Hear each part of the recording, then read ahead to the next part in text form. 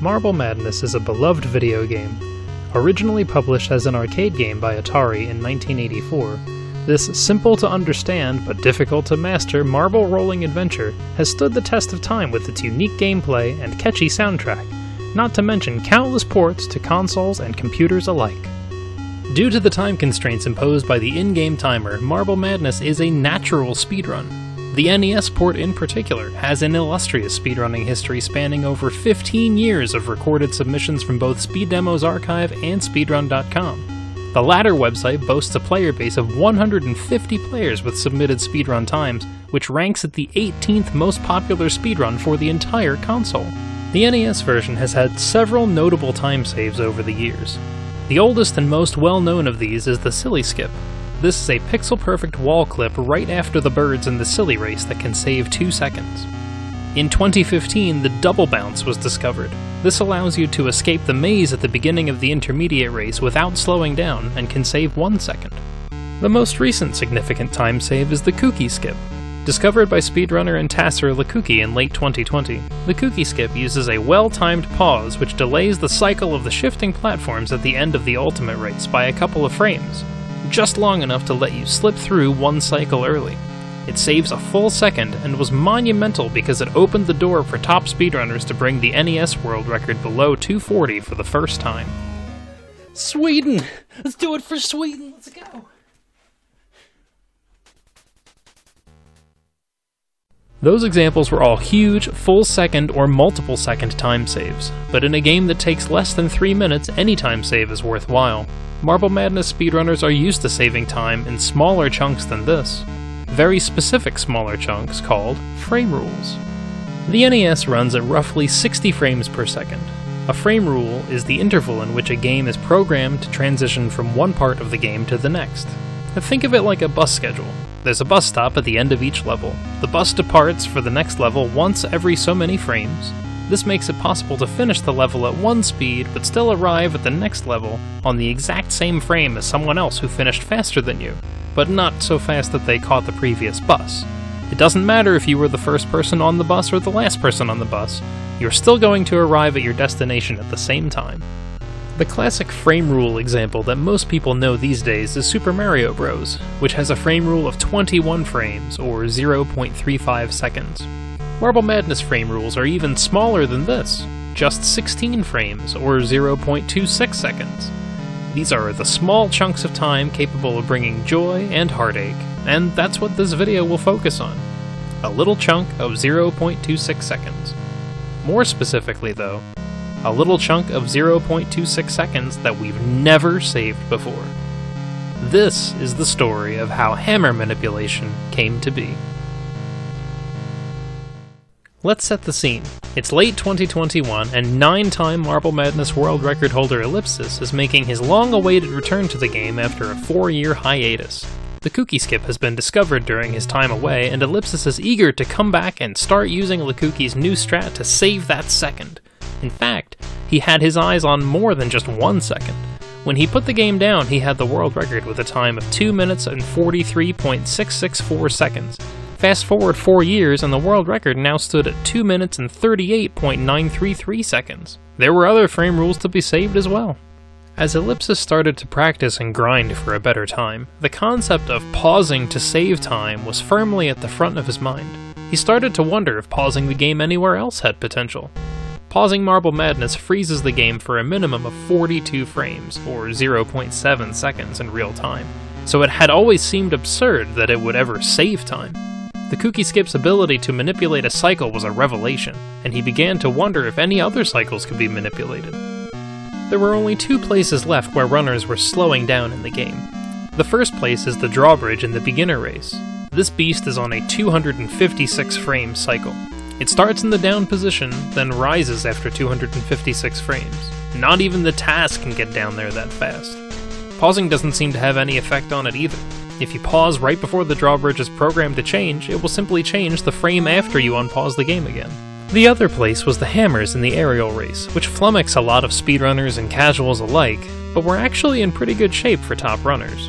The concept of early hammers already existed. If you arrived at the aerial race on good pace and had a clean descent down the level, you would be introduced to a fairly consistent pattern that you barely had to slow down for. At a minimum, you would have to turn a bit wide to avoid the re-emerging Hammer 4 as you made your escape from Hammer Row toward the goal platform. Runners like LeKukie, somewes, and myself all believed we could eke out another frame rule here, but it always felt like this hammer pattern was in the way. The first interesting discovery Ellipsis made was that you could pause on the goal platform at the end of any race without losing any time.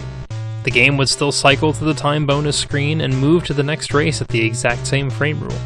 While this might have already been known, the real benefit that Ellipsis derived from it might not have been obvious to previous tinkerers.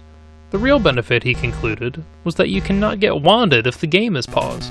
No, don't ruin the run with wonderfulness, rats.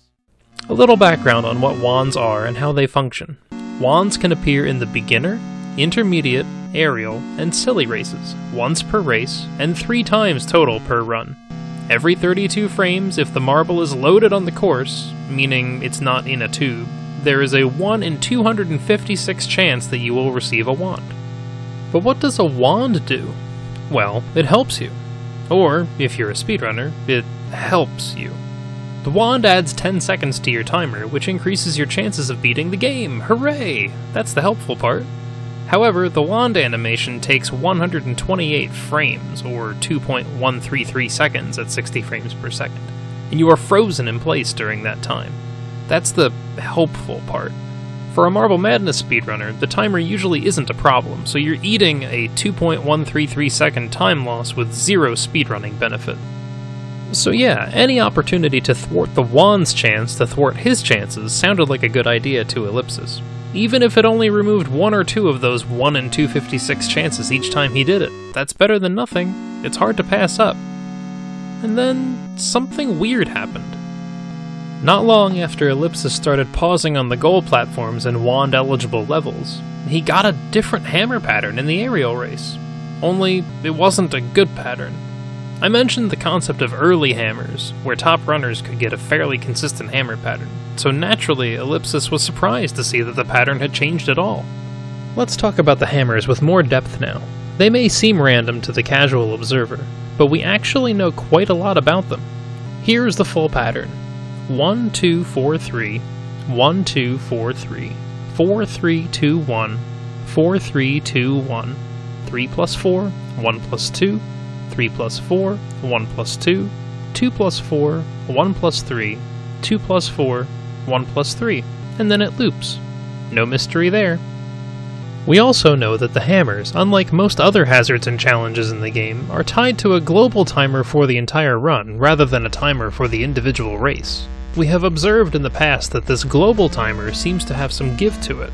If you look at the top 25 runs on speedrun.com, you will find that most, if not all, runners get the exact same hammer pattern. Any deviation from this pattern can be attributed to a wand or death earlier in the run, or a slow descent down the aerial race. Anyway, let's get back to Ellipsis. He's freaked out. He made a different pattern appear on good pace, and while it wasn't any good, he knows that this could unlock something neat, so he tries to replicate it. He continues to pause on goal platforms on his next attempt, and, sure enough, he gets another different hammer pattern. This one was completely free. He crushed the rest of this attempt and PB'd. Ellipsis is elated, and for 2 reasons. A big PB, and he's definitely found something. Now, could it be harnessed? He wouldn't have to answer this question alone. For starters, I was watching Ellipsis' stream that night. As soon as the first manip occurred, he pinged me in chat. I watched closely as he got the second different manip, then immediately powered on my NES, started local recording, and excitedly did some offline tinkering. Ellipsis and I spent the evening trying different combinations of goal platform pauses and observing the results. I was able to replicate the bad pattern that Ellipsis first observed, which was a 1 plus 3 pattern that he dubbed the wall because it's impossible to pass. I was also able to find a different pattern that neither of us had observed before, a 1 plus 2 pattern Ellipsis dubbed the twins. Just like the wall though, I was unable to pass this pattern too, but just barely. Fortunately, I had a trick up my sleeve. LeKukie posted a video last March where he showed a method for the pistons in the aerial race that aggressively approaches them, which makes them spawn a little faster. Doing this let him get through the pistons a few frames faster than usual. I thought maybe those few extra frames were exactly what I needed to beat that twins pattern. I used LeKukie's piston approach, scooted past the twins hammer pattern, and, with some aggressive cornering to the goal, successfully saved the frame rule in a full, continuous playthrough of the aerial race. That next night, I excitedly streamed any percent attempts with the hopes of getting a new fastest aerial split. It took a couple of hours, but I got one. 16 more frames shaved off my sum of best, and a new aerial race best for the Marble Madness speedrunning community as a whole. I was stoked. With my new frame rule save in hand, I posted the VOD in the Marble Madness Discord. Immediately, folks went to work to try and figure out how it worked. It was all well and good that I hit the frame rule, but we wanted to understand what was happening. What specifically was I doing that manipulated the hammers, and why? Fellow marbler Patak hit us with some very useful data. Patak used RamWatch on an emulator and was able to identify a value that was on a 256 frame cycle. It started at 0 at the beginning of the run, and every 256 frames, it incremented through 4 distinct values. It went from 0 to 4 to 8 to 12, and then it went back to 0 again. When I read the hammer pattern aloud earlier, you may have noticed that the loop breaks up neatly into 4 distinct patterns, each repeating twice. There was the 1 2 4 3, the 4 3 2 1, the 3 plus 4 1 plus 2, and the 2 plus 4 1 plus 3. These 4 patterns align with those 4 values. Thus, hammer time was born. Let's investigate hammer time. We'll watch both the hammer time value and the frames as they tick by. The first thing you can see is that hammer time does not increment until you have control of the marble. Once you have control, it begins to cycle through, incrementing every time the frames roll over back to 0. Let's see how pausing impacts hammer time. If the game is paused when the frames roll over back to 0, hammer time does not increment.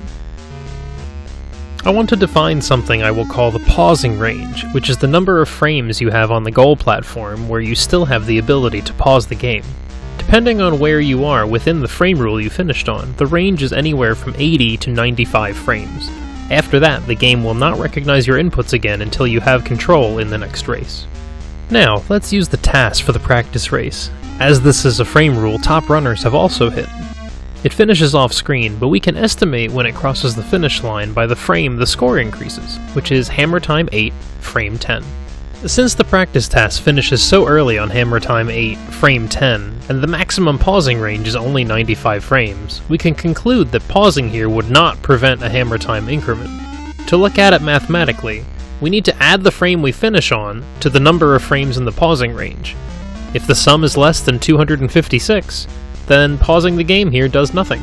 The task frame rule is so far away from the next hammer time increment that, mathematically, even if we assume frame 10 is the earliest frame in that frame rule, each of the next 9 frame rules after the task frame rule also leave the practice race on hammer time 8. The beginner race is where we encounter our first manipulation opportunity. Currently, top runners are able to finish the beginner race 1 frame rule behind the task. The task crosses the finish line on hammer time 8, frame 239. This is only 17 frames before a hammer time increment, so the task has a very tight window to execute a pause. Top runners, however, cannot match this pace. They are able to finish the beginner race 1 frame rule slower than the task. We know that Marble Madness frame rules are 16 frames, but that does not mean that runners have 16 fewer frames than the task to execute a pause here. We're not talking about a frame-perfect pause. See, we actually know that the task only makes the beginner frame rule by 2 frames. The frame rule that runners have to hit starts on hammer time 8, frame 241. So the most our frame window could be currently is 15 frames. That said, since none of us have ever hit the beginner task frame rule, odds are we are probably not close to frame 241. A safe assumption is that we are on the slower half of the frame rule, somewhere around frame 249 or slower. That means we probably have a 1 to 7 frame window to pause to prevent the hammer time increment. That's not a lot of time. Here's an example of a successful pause. As you can see, hammer time does not increment to 12, it instead stays put on 8. We have now shifted the hammer pattern in aerial forward 1 cycle. So if we maintain our current pace, we will not get the early hammers pattern, we will instead get the wall. Next up is the intermediate race. The TAS, without a manip, finishes the intermediate race off-screen at hammer time 8, frame 144. Since this is greater than 95 frames from the next hammer time increment, the TAS does not need to perform a manip here. Humans, however, are not TASes, and do need to perform a manip. The fastest intermediate split recorded in a run is 3 frame rules slower than the TAS. If we assume that the TAS is at the front of its frame rule, that means that the community best finishes on hammer time 4, frame counter 191 at the absolute latest. Remember that we are on hammer time 4 because of the beginner race manip.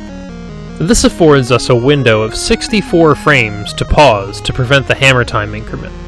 Far easier to hit than the 1 to 7 frame window in beginner.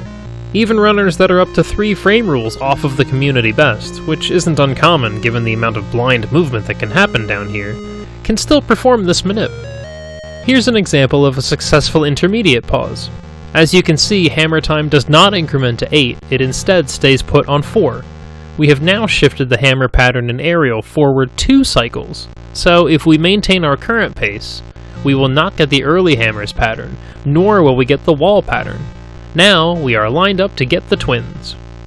With 2 successful manipulations in hand, we enter the aerial race. Leveraging LeKukie's aggressive piston approach, we are able to get in front of the twins' hammer pattern and snag a brand new time save for humans. So that's the story of how pausing the game even more led to another time save of 0.26 seconds in Marble Madness. It's incredible that we are still learning new things about this game 35 years after its release. The community sum of best is currently 1 frame rule away from breaking the 237 barrier, but the TAS still sits at about 235 flat. There's more time to be saved for those willing to go for more absurd techniques, and as evidenced by this video, there's always more glitches and manipulations to find. If you want to join us on more Marble-related adventures, we have a Discord. You can hang out with the Marble community, learn about all the different versions of the game with their own unique tricks, and potentially help us discover more about the game we love. Thanks for watching!